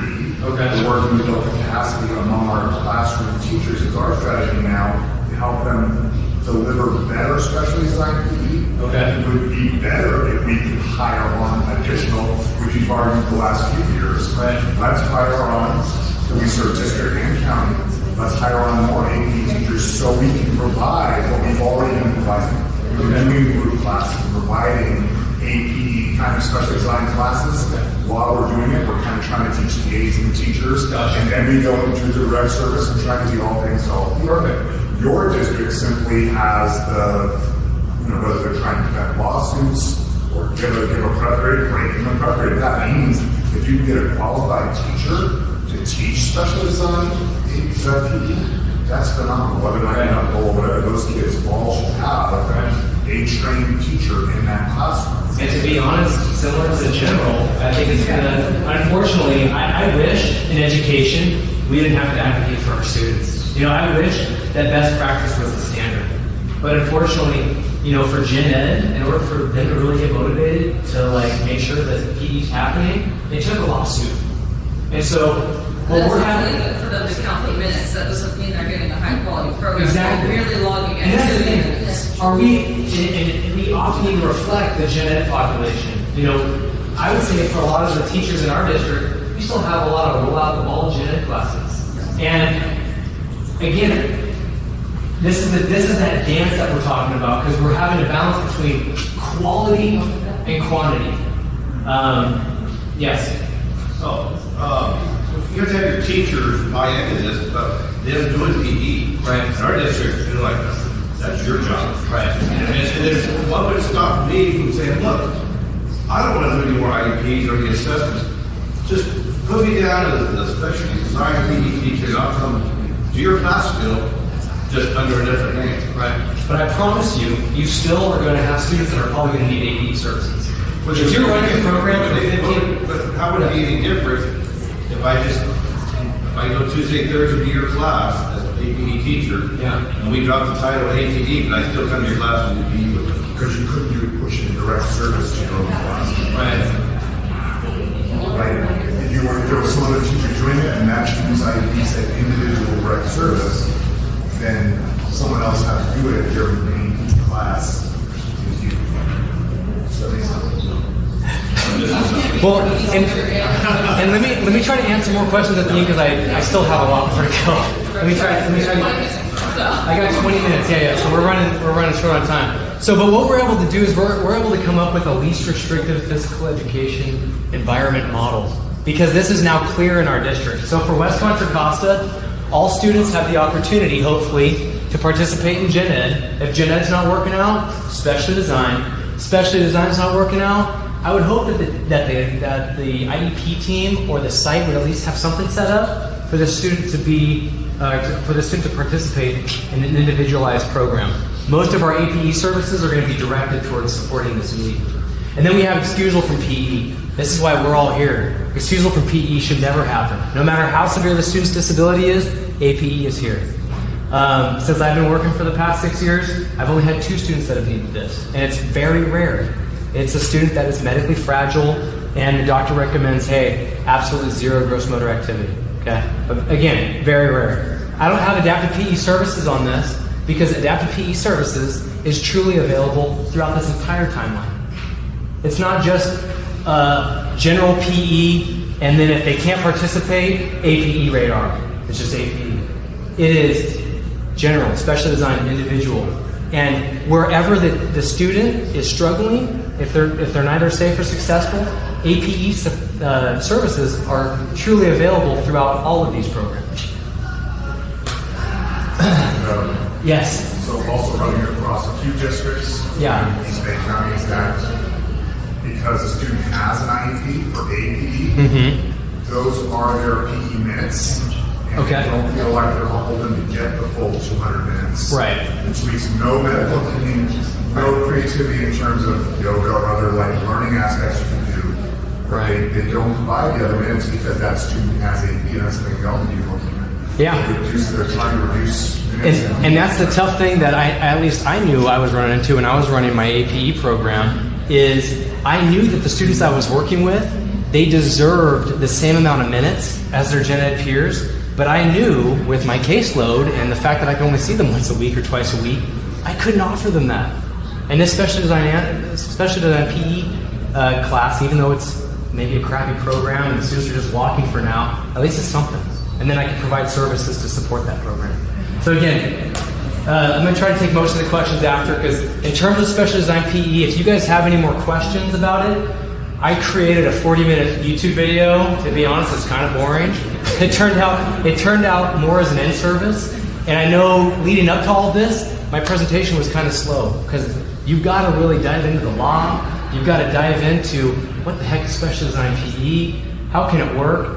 And this video is pretty intense. It's just nonstop, and it came out more like an in-service video. And if you choose to watch this video, I highly recommend you watch it like in 3 segments because I've even tried to sit through my own video, and I'm like 10 minutes in, I'm like, whoa, okay, let's pause that because I'm just bam, bam. So if you have any more questions regarding special design PE, check that out. It was right after I made my presentation last year. It's got some issues. Again, special design PE is new. We're all in this together. This is my best shot. It might not be perfect, but it could be some more. You can get some more answers from it. Yes, do you already have the tablet where it has your name and your email address? You already have the notebook, the sign-in? Yes. So I saw earlier. Oh, did I not leave that? This one? You didn't, but a question about that. You said earlier that consult services should only be offered if there's a goal, and I was wondering if that's always a goal to support. What do you mean? So it said in an earlier slide that consult services should only be available to students who have a goal that APE is supporting.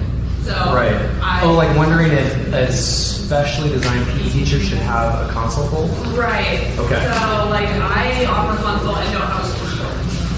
I just offer consult as a service. Like, I will. Gotcha. Yeah. I consult on your program. Okay. And I'm under the impression that you have to have a goal even for I think consult. if you're on consult, Oh, really? if you're on consult from Foundation, whatever you're on, You have to have a goal. if you're on the front page, Because what I believe, Service page? yeah. yes, Consult? yes, if you're on the front page, you So have a direct service or You're assessment? supporting the Yeah. classroom teacher goal. Okay. You can be supporting the classroom Right. teacher gross motor goal if you're on consult. Okay. We're not. But there's still a goal, but it might not be your goal. You're supporting. That makes sense. I think legally you do. I've been in 3 different districts, Yeah. and all of my districts that you're on Right. Foundation, you have to have a goal. You have to be tied to a goal. Hey, guess what, guys? We're talking about a gray area. This is exactly what we're talking about. This is why we gotta talk about this stuff. Okay, so anyway, I gotta get through this. No, I gotta get through this. So we talked about adding it in the notes, but also if your district uses SAFE, as you can see, we don't even have adaptive PE up here as the educational setting. It's only general or specially designed. And if the student's getting A.P.E, it might say other individualized program with A.P.E support, you know? Okay, I gotta keep going. So the other video that I wanted to mention at this time regarding special design PE, this isn't too much for all of us in terms of information because it's not geared towards A.P.E teachers. This is specifically towards parents and advocates. So Dr. Tymason does a great job. It's I think an hour and a half, and he thoroughly explains specially designed PE, and the whole thing is trying to bring or promote awareness for parents and advocates so they can make sure that their students have access to a program that they deserve by law. And he uses throughout the entire presentation is get specially designed PE on the IEP and keep it on the IEP. Because when it's on the IEP, that's on the site. So the A.P.E teacher can support that however they can, but it's up to that site to make this program available. And if they need the law to reference, you can show them that. But again, another great resource. Taking the initiative. Who's from Irvine? Okay, Irvine. You guys are setting the bar, by the way. So again, our district is still considered, or our department is still the adaptive PE department of West Contra Costa. Pissing me off. I'm still trying to change that. But we don't have special design anywhere close to our job description. And Irvine, you guys are setting the bar. So if you guys look, it's kind of hard to read, but it's highlighted under red. Part of the job description now for Irvine, for an adaptive PE teacher that gets hired, is conducts workshops to assist staff in understanding when it's specifically, it's supposed to be specially, but specifically designed PE is appropriate and when adapted PE is appropriate. So, yeah, the title's a little bit wrong, but hey, you guys might be one of the first that actually have it in the description. So, you guys are making change. But when you're taking the initiative, and when you're making it clear and you're able to identify the special design PE teacher and the adaptive PE teacher, things are starting to make sense. And things start to make sense for our SELPA directors. Because I've been vulnerable with my SELPA director for this past year about PE minutes, about what our students deserve, and about how our department should function. And what we came up with was a pretty clean document that we currently can have at each school site. And what this is physical education for students with disabilities. I state what we reviewed in IDEA regarding special design PE, have a description of special design PE from the A.P.E guidelines, and then I also have SPED teacher responsibilities, and then in addition, I have the California minutes that are required. So everything that a teacher knows, this is what you are responsible for, and this is what the law says. And then I talk about how adaptive PE, our department can support this program, whether it's general, special design, or individual. And remember, I did have excusal. I didn't add it on this because our teachers shouldn't know that excusal is an option because really it shouldn't be. And again, it's case by case. So what we have is a clear description of this is what students with disabilities should have at every school site if they're not mainstreamed into Gen Ed PE. We've got, in terms of least restrictive environment, we've got opportunities for them to stay physically active throughout the week, and this is landing again on the district, on the school, and not on the adaptive PE department. Because then we can really come in and support and serve. On the back side of this document, we conveniently have the A.P.E referral process. So if any students are neither safe or successful in any of these programs, general or special design, A.P.E is here to create a goal, to deliver a service, and get these kids hopefully participating independently within these programs, safely and successfully. Really serving our students, getting them in to a weekly program where they're getting this repetition that they're needing. So what we needed was accountability, because this was becoming majority of our job. Was we had about, I'd say 40 to 50% of our job was adaptive PE services, individualized for the students, but then most of it was supporting these specially designed PE programs. But we needed to be accountable. So what we did is, this document on the right, we have to conduct attendance, and these are our collaboration minutes with our teachers. This was we don't do this many, we don't have this many programs, but or classes. But each of us in our department, we have about, I'd say, roughly 14 classes that we work with once a week, every single week throughout the entire year. So we're in that class supporting. But a lot of you guys might be thinking, yeah, you step in as an adaptive PE teacher to support a special design PE program, get ready to become a prep. Because this teacher's going to be like, oh yeah, APE's here, hey guys, see you later. They're going to work on whatever they need to do. So we needed to not only have accountability for ourselves, but we needed to have accountability for these teachers. So with our SELPA director, we figured out a pretty clear contract that these teachers needed to sign. Hey, even though you have a prep, or you don't have a prep, this is a collaboration. This APE teacher is coming in. We don't know how long this program's available, or this support, because if their caseloads go up, they might not be able to go in to visit your classroom. So take this. They're going to co-teach. They're going to help you. They're going to support you. But you got to be there, and you got to be present, and you got to try. And honestly, we struggled with this, and we still struggle with this. All right. So each of us are in our special design PE programs, and all of us are doing incredible work. And we all do things a little bit differently, because there's 4 of us in our department. We're doing our best to support these teachers. So we got to give them resources. And what I've found, especially for these teachers that really don't like PE and are having a lot of issues with their program, I need to make it almost effortless for this teacher. So when I come in once a week, my commitment is, how can I make like a sustainable system where they can run PE and literally all they have to do is kind of like tell the students where to go, but for the most part they've learned the games, the warm-ups memorized. I try to build in consistency within their program so it's super easy for the teacher.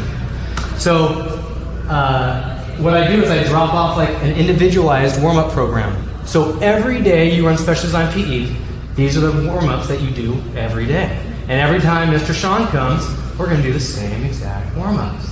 And halfway through the year, by the time we're done with our jumping jacks, all the students already know the next move is the deltoid stretch. They call it arm stretch.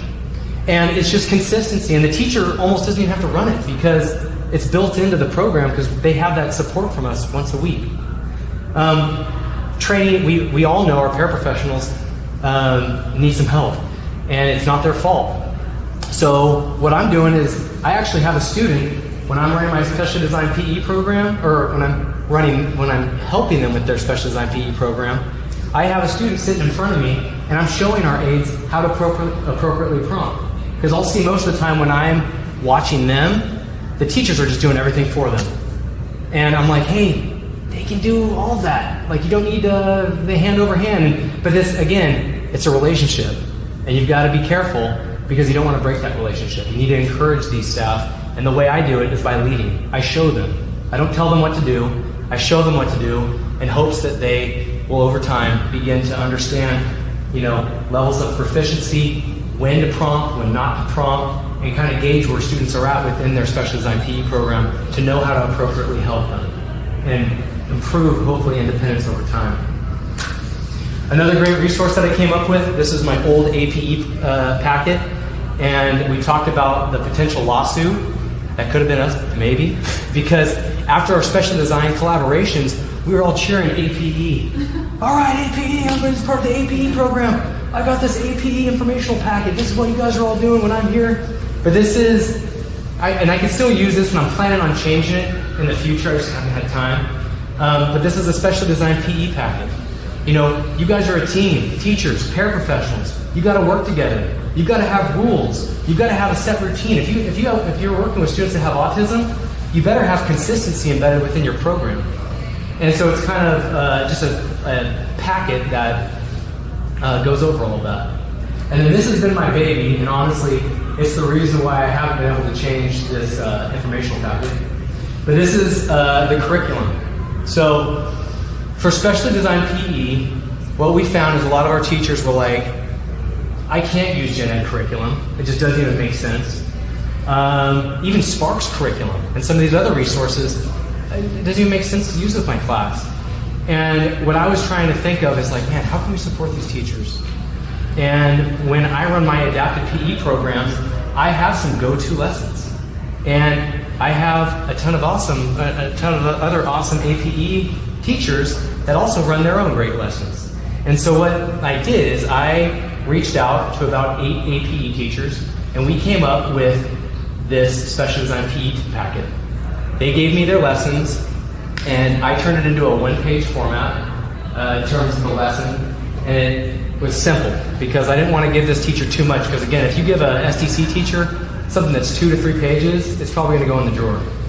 So it's a one-page format, offense, defense, modifications, and equipment. But the best thing about this, and what I needed to ask all these adaptive PE teachers giving me lessons, hey, equipment is something that is rough for our teachers to come by. We got to keep equipment in mind. And so all 20 of these activities, and as you can see, each activity is geared towards a specific skill: throwing, striking, kicking, rolling, cardiovascular endurance, rainy day activities. But to run all 20 of these activities, all a teacher needs is 4 tennis balls, a beanbag, a bucket, a red and green sign, an 8.5-inch playground ball, and 10 bowling pins. So not only were we supporting these teachers with their warm-up and teaching their paraprofessionals, I was able to actually drop or give them this and teach these lessons every time I came in, and then co-teach with them, and then hopefully observe them teach the lesson by themselves. And then when I'm not there, they can run these lessons because they've got the equipment, they've got the lessons, but we still are missing the equipment piece because some of these teachers didn't even have the equipment that I have highlighted in this packet. So this turned into the bucket program. Back in 2017, I got some buckets from my janitor, and there were some tennis balls that were hit over a fence. I threw them in the bucket. We had some leftover equipment that was unused within our department, and I made these buckets. And this happened for about 6 of the special design PE classes. Saw some great things. Still struggled with most still, but seeing some improvements. Next year, using some of the money that we all earned from Special Olympics, we were able to get admin support and use this money towards buying and purchasing a bucket for every single SDC class in our district. So now not only are these SDC teachers having an APE teacher collaborate with every SDC teacher in the district, but they're also providing curriculum, direct support, equipment. I mean, it's all there. It's a package deal. And the results have been pretty awesome. Because again, we've got our services still, but majority of our time is within these specially designed PE classes, and I've got some kind of examples for you guys. But this goes from pre-K all the way up to transition. I'm currently running 14 different classes, or a part of, every week for the whole year. And the goal for my teachers is, hey, if you pick out 6 activities in this activity packet that I give you, and you can independently run them, and your class is good and they're able to stay physically active throughout the week, I'm going to just do my APE thing on Fridays, but I don't say APE. But I'm going to bring the equipment that they don't have. I'm going to bring a parachute. I'm going to bring all this stuff that they don't necessarily have in their bucket. So my collaboration with them never ends. It's like a graduation. And some teachers are like, week 2, got 6 lessons or 6 activities, and I'm already off on my fun stuff. Some teachers, it takes half the year for them to really get going on running some of the lessons. So this is Miss Bridget's pre-K class, and something that we're working. And when I step into these special design PE classes, it's not like, hey, this is what you got to do. It's, hey, so what's gross motor look like for the class? I mean, are you doing anything? Do you need some help with some stuff? Yeah, I got this balance beam. I don't really know how to use it. Okay, cool, let's bring it out. And so it's using my 30-minute collaboration to use what they've already got in the classroom. And what we're working on in all of my special design PE classes is we're trying to really hit leadership. Because I feel like when a student has a disability and they're able to lead their other students, they're really empowered. And so for my pre-K class, we're already starting to do this, and I have a little video. This is just a head, shoulders, knees, and toes.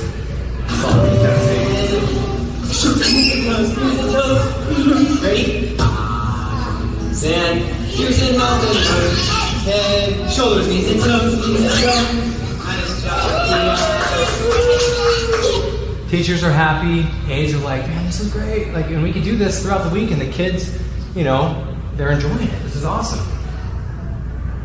Miss Salaby's 1st through 3rd class. This is a good one that I think you guys might enjoy. So, Miss Salaby turned into one of my exemplary teachers. And again, this took a relationship, because I was just there pretty much only providing any form of physical activity for their students once a week.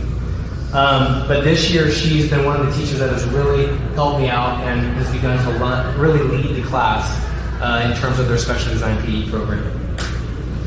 Miss Lamosa's 4th through 6th grade class. This is, again, one of these bronze programs. And if we're talking about the autism spectrum, all of these students are severe. And we've got a lot of safety issues in this class, too. A lot of runners. We've got kids that actually left the campus. Running gross motor activities, for a lot of these kids, if you're not trained, it's almost not appropriate. And she needed a lot of help. And something that we did is, I was just kind of getting creative. I turned the projector up on the ceiling, because I realized every time, even though I was trying to do whatever I could not get these kids to listen. I maybe had 2 engaged, and I was losing them. I said, man, I'm not doing anything here. So for her special design PE program, every time before they participate, it's built into their routine that this projector gets tilted up on the ceiling, they lay down on their backs, and they breathe for 5 minutes, and they just relax. And then when special design PE is happening, they're ready, they're attentive, and we're finding success. But again, just like some random strategies that I'm there to support. 9th through 12th SH class. So this was one of my ALP classes. They need support, but in high school, my main objective is, what do these classes have available? And at El Cerrito, they've had a weight room that none of the students with disabilities have ever had access to or entered. Because the teachers were just like, I don't know how it's going to work out. Is there a liability? And so the focus on that program was, or on my collaboration with the high school was, you know, let me show you how you can access this. And let me show you how you can do this, because when we're at a school site, we need to make sure that they're able to access whatever they have available at that site. So currently with this class, all of the students are currently independently sending additional prompting, but they're all using a cardio machine.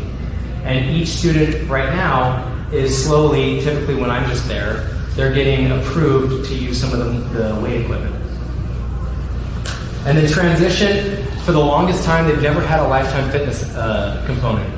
And something that I believe in is, if you've got a student leaving your district that's 22, and they don't have some preferred physical activities in mind, and they are not set up for success, that's something that our A.P.E department really needs to focus on and figure out how we can give these students this access. And so we're really hitting the fitness component hard, like making sure that these students can at least identify 2 preferred physical activities that they can participate in for the rest of their life to keep them physically active. Whether that's disc golf or bowling, whatever it might be, walking, but we should support that. And this is something brand new for our transition program that Shawnee is mainly responsible for, and she's really trying to change the direction of our program. But the best thing happened in regards to our transition program because we have like our main parent liaison for West Contra Costa. And last year they had a transitions fair, and I invited that program that I used to be associated with, the Achieve Tahoe program from Tahoe. They came, gave a little spiel, and this parent liaison for our district, her student has autism, more on the severe side. And she took this opportunity not thinking that it was going to be great at all for her child, or her adult. He's 21. And she was like, man, see how this goes. They went kayaking, and it was honestly, and she said this, one of the best days her child has ever had. And these are the opportunities that our adults, when they graduate, they should know that, this is in your surrounding area. So outcomes in the end for special design PE, again, it's brand new. Like we saw in the beginning, for those of us that are involved in it, it's been around for maybe 3 years. But these are the outcomes that I've observed personally in my district. It offers additional opportunities for inclusion. It improves the overall transparency for PE programs currently available to students with disabilities enrolled in the district. It grants districts the ability to utilize the A.P.E department as more of a service than a program, and it increases the overall accuracy of A.P.E referrals. Students with moderate to severe disabilities have additional opportunities to participate in moderate to vigorous physical activities throughout the week. It improves the IEP team's ability to best identify the least restrictive physical education environment for students with disabilities.